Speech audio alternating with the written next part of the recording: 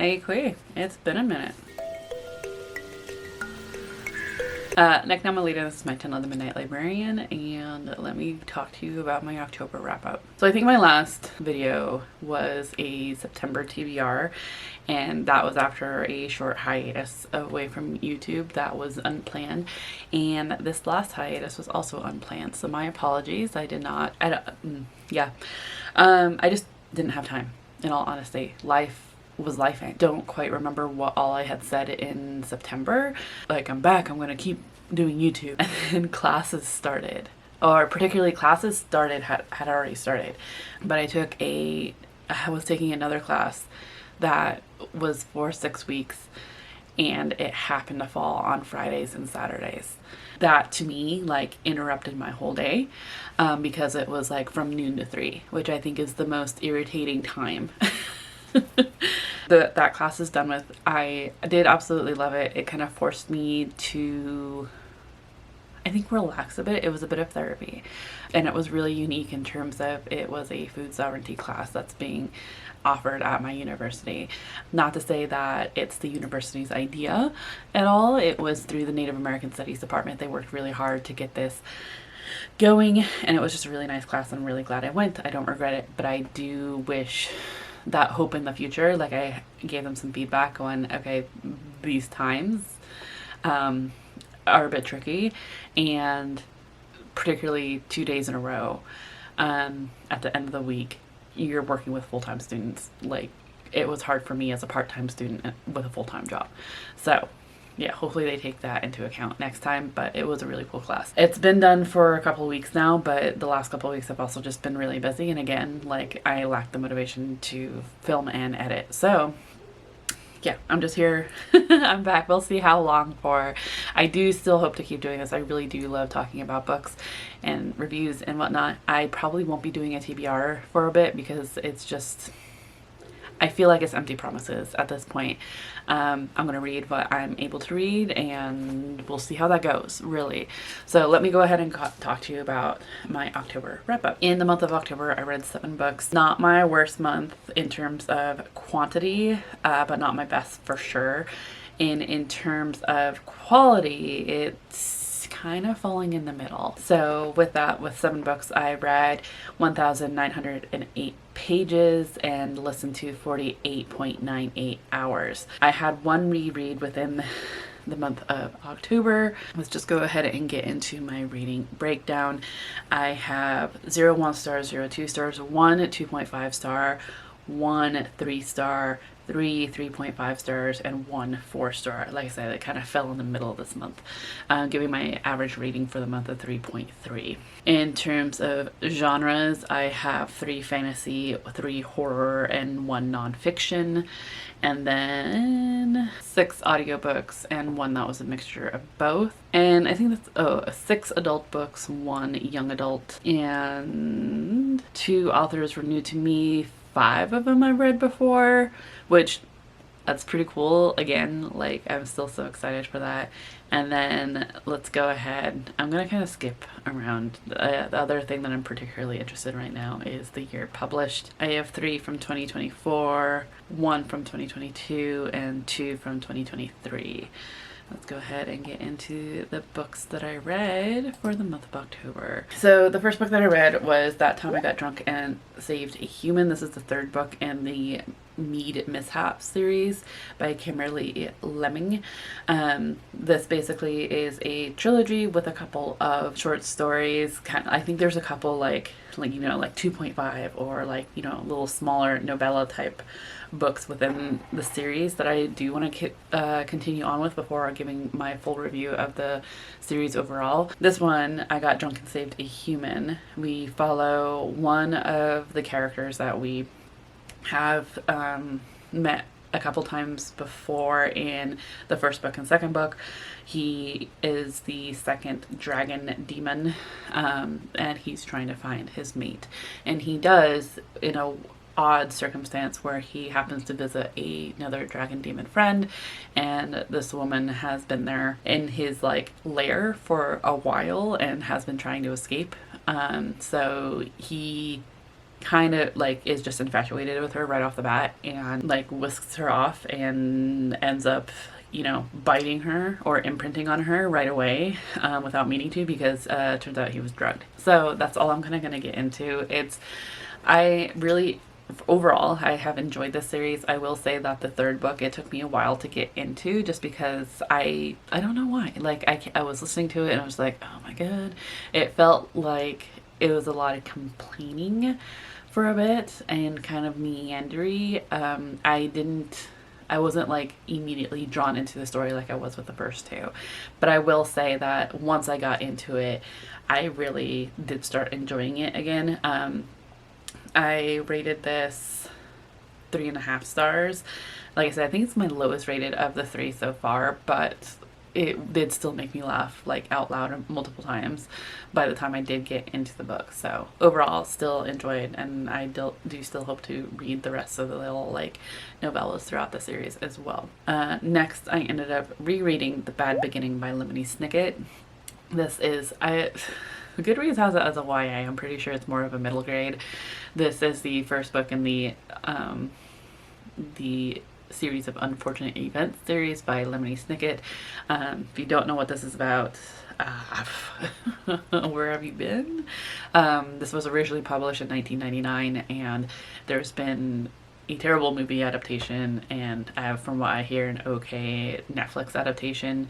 The movie adaptation featured Jim Carrey, and the Netflix series adaptation featured Neil Patrick Harris. But basically, we are following these 3 orphan children, Violet, Klaus, and Sunny, who find out one day that their parents have died in a fire, and so has their house. They're like everything burned in a house fire.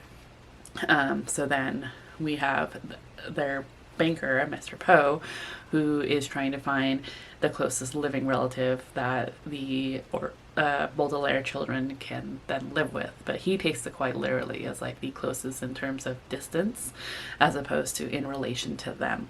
So they go to live with their distant cousin, Count Olaf, who is very curmudgeon-y wannabe actor who treats them terribly. And it turns out is after the Baudelaire fortune. And so there's some mystery involved in terms of how, like, what is going on. There's these eyes, like literal drawings of eyes, like, everywhere. And basically Violet, Klaus, and Sunny are trying to make sure that, like, he doesn't get their fortune, essentially, that they don't have access to until Violet becomes of age. So, yeah, I read these originally back in like 2014, like 10 years ago. I think I've read them a couple times. So like my mom had actually challenged us to read the first 3 books before the Jim Carrey movie came out, and I read the first 5, I believe, and was absolutely pissed about the movie. And I think I only got up to book 5, and then I reread it and again only got up to book 5. And so I just want to kind of complete the series. So I don't have the physical books anymore. I think I have like one of them that I found at a thrift shop, but I've just kind of been listening to this via Spotify, and then Tim Curry actually narrates with multiple casts, so it's like a full cast, I think. My one issue with the audiobook with the full cast is that they have sound effects to go along with it, which is fine, but it's distracting. There are times where there's like a creaky door or particular music, and that is louder than the narration itself, which I found really irritating. But other than that, it was okay. I didn't rate it just because it is like a middle grade book, and it's just kind of, it was a reread. I will be continuing on with it. I hear that there's some things that don't hold up. The next book I read was Pumpkin Spice and Poltergeist by Ellie K. Mulford and K.L. Morrison. This is a sapphic romance that I found through Libro's. I happened to like get a handful of audiobooks through Libro, and I think that was just one of them because I was feeling very much like I wanted to be in the October mood, spooky season, pumpkin spice, everything. And for the most part, it feels very lacking this year, and I don't know if it's because the weather or what, but I lacked that October like fall flair. So I think I was trying to get that through Pumpkin Spice and Poltergeist. Like I said, this is a sapphic romance. We are following one night Jordan, who's a witch, decides that she, after it's on the anniversary of the breakup with her ex. Her ex has died since their breakup. So tonight Jordan has gotten a little tipsy and decides to conjure her spirit. She conjures her ex's spirit, and just for some closure, and tries to send her back to the spirit realm, only to find out she can't. Because of the wording that Jordan used to summon her ex's spirit, they believe that Jordan now has to move on relationship wise in order for her ex to move on to the spirit realm. And so comes in Harlow, who is a recent arrival to, is it Maple Hollow? Yeah, the town of Maple Hollow. She's a little clumsy. She's kind of the black sheep of her family. And she, without anywhere else to go, she ends up getting a job at her sister's cafe in Maple Hollow. Ends up kind of like immediately getting smitten with Jordan. And she's a human. And it's just kind of like thinking that Maple Hollow is this like really too into Halloween town, only to turn out that yes, they're really into Halloween, but it helps them hide some of their more supernatural beings, like the witches, vampires, demons, etc. Like those are all real. So Harlow is kind of like shocked with that and has a hard time grappling with it, but ultimately Jordan finds that she's ultimately pretty brave about it.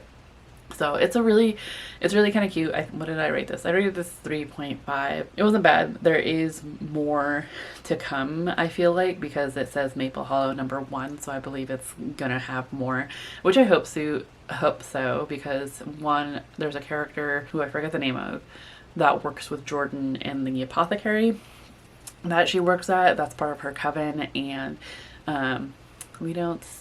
and she's also looking for love, and so I feel like we should get her perspective. But yeah, it might be a little bit though, because this one like came out in September. So, but I'm curious to see where else the series goes. Next, I ended up reading Horror Movie by Paul Tremblay. This was my first Paul Tremblay, and I don't think that was a good idea. I didn't really like this book. I thought it was formatted interestingly. I ended up listening to this through Spotify and thought that the way it was formatted was really entertaining and interesting, because we kind of get this dual thing. Okay, let's get into the book. So Horror Movie. There's a movie called Horror Movie that was trying to be filmed back in the 90s, I believe. 80s, 90s era. And something ended up happening where it didn't end up coming out. I think everyone that was involved in the movie has died, aside from one person, the guy who played the thin kid in the movie.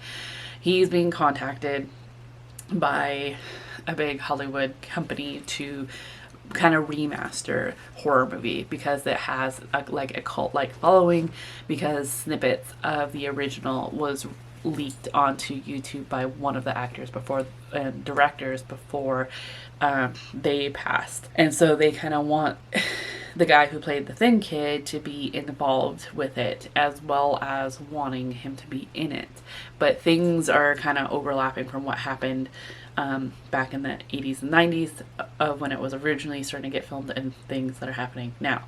So with that, the audiobook was really entertaining in that there was like, when they were going through some of the scripts, there was like a newer, it felt like, I think it would be really interesting. I wish I had the physical book to actually look at while I was listening to it, because it felt like as they were reading, someone was reading through the script. So this is also, I believe, kind of full cast in a way, because we get the book itself is kind of the biography of the guy who plays the thin kid, and his reflection back on the original filming versus like the new filming, and the things that happened leading up to the thing that happened in back in the 90s. But there are people who like start narrating the script and there's one that you can tell is a little older, and one that you can tell is more contemporary. It was just interesting. That format itself was really entertaining. I thought that the writing itself was really interesting. It didn't go where I thought it was going to go, and I think that was part of my problem. I ultimately rated this 2.5 stars. Like, I liked it, but I didn't love it, and I wouldn't get a physical copy of it. Would I read it again? Not really. It was okay. Like, 2.5 is like, not, I didn't hate it. I just didn't, I liked it enough to be intrigued by more of Paul Tremblay's work and see what else I can find from him, but ultimately it was just okay. So yeah, take that as you will. The next book I finished was What an Owl Knows, The New Science of the World's Most Enigmatic Birds by Jennifer Ackerman. I mentioned this a couple times in a TBR that I had wanted to read this. Did ultimately finish it. I did start it back in August, physically reading it. I was actually really excited to physically read it, and then just September happened. So I ended up finishing this up in audiobook. I think it was also through Spotify. I think I timed it right. So that was the thing. I remember I thought I used up all my time on Spotify with horror movie, but I managed to get through all of What an Owl Knows still. So maybe it just timed right. I've read Jennifer Ackerman before. She also did The Genius of Birds, which I found okay. It's not, in my opinion, like as entertaining as Cy Montgomery's work. I don't know, there's just something about it. It's more sciencey and less like personal narrative or a creative narrative, I guess, is what I'm finding. But it was still really fun. I rated this 4 stars, and basically it's just finding out more about owls.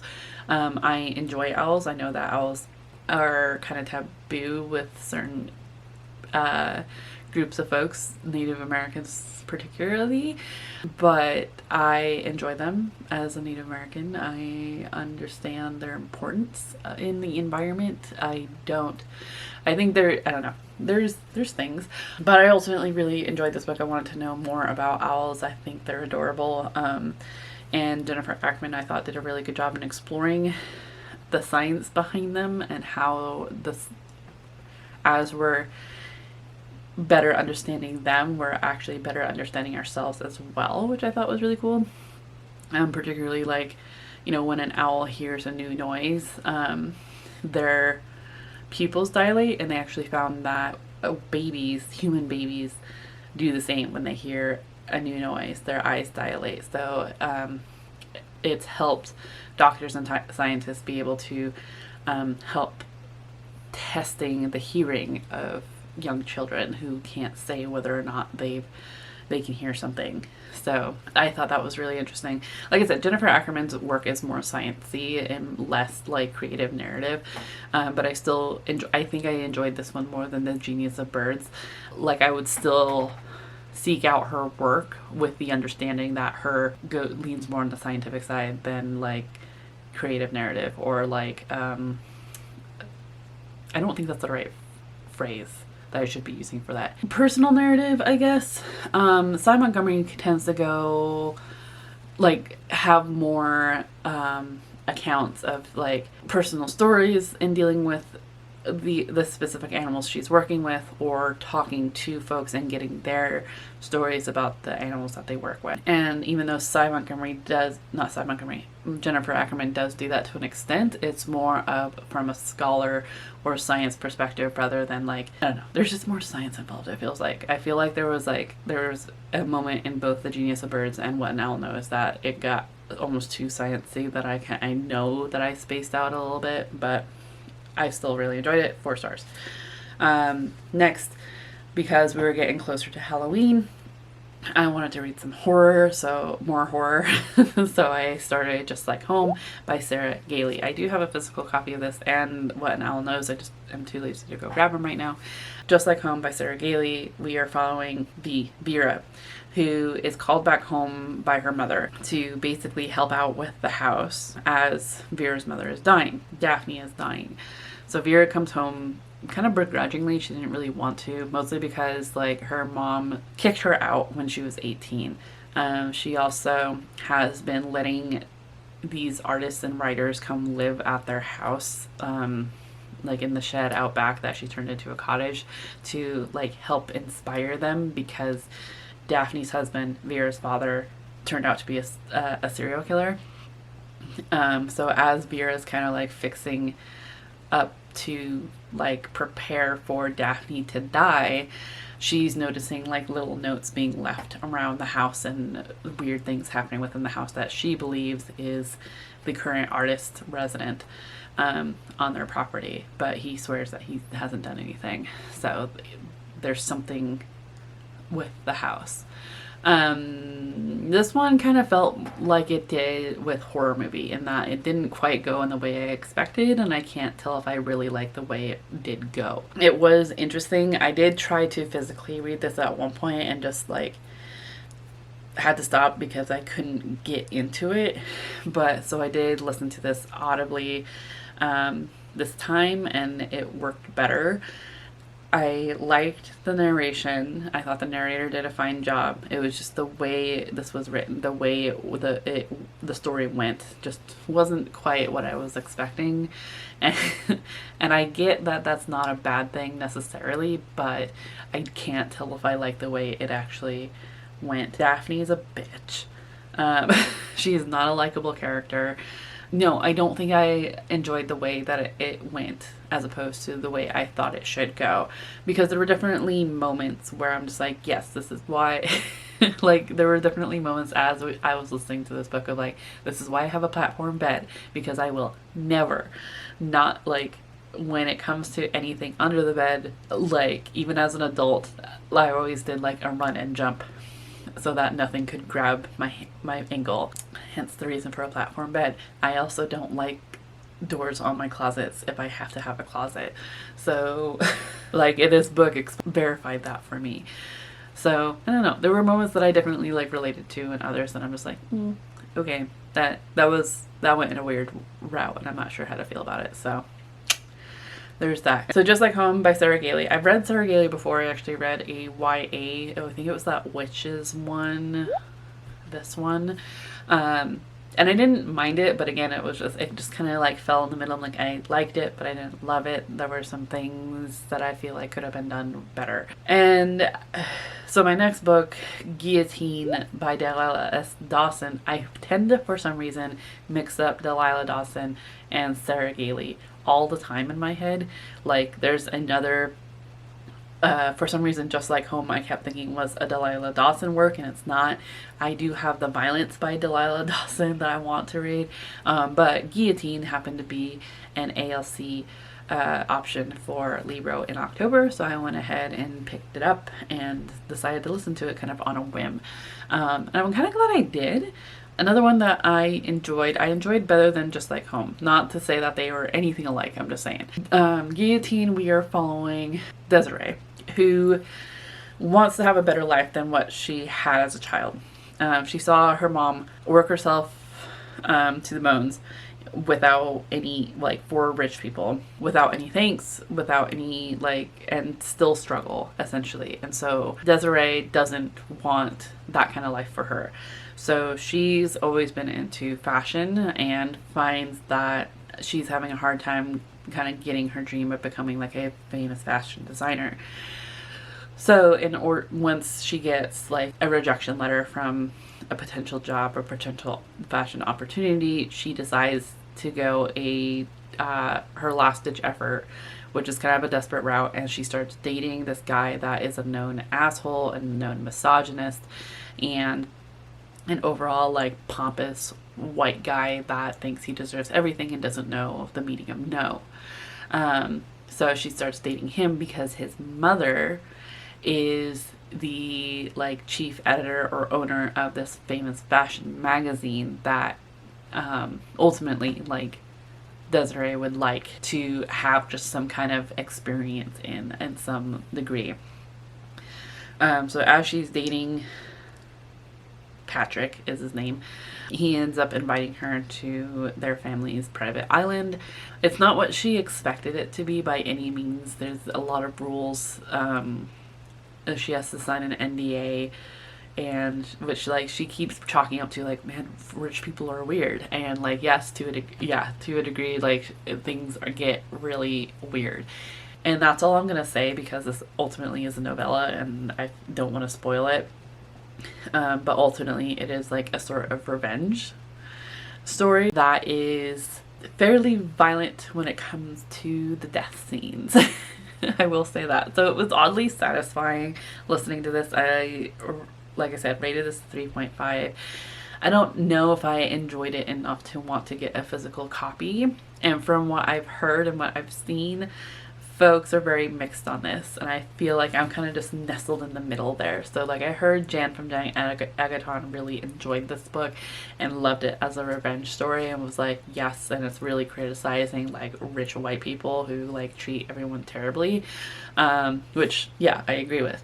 I didn't love this book though, but I didn't hate it either, which I hear a lot of people have been just like, no, this is like, what the hell was this? I'm just kind of like in the middle going, I enjoyed it. It was fun. It was fine.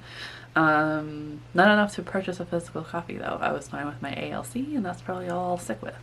So yeah. So that was the books that I read for the month of October. If you've read any of these, please let me know your thoughts down in the comments down below.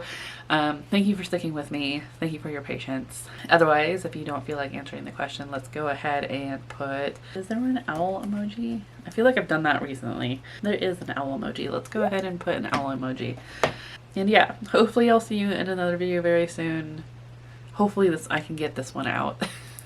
So, and I do still hope to talk about the books that I've read in previous months that I haven't talked about yet. I'm just trying to figure out the best way to do that. Maybe I'll do like a rapid fire, what I read, how I felt about it. I don't know. We'll see. So, yeah. I hope that you are in the mental mindset to enjoy your reading, and I'll see you hopefully in another video very soon. Chew.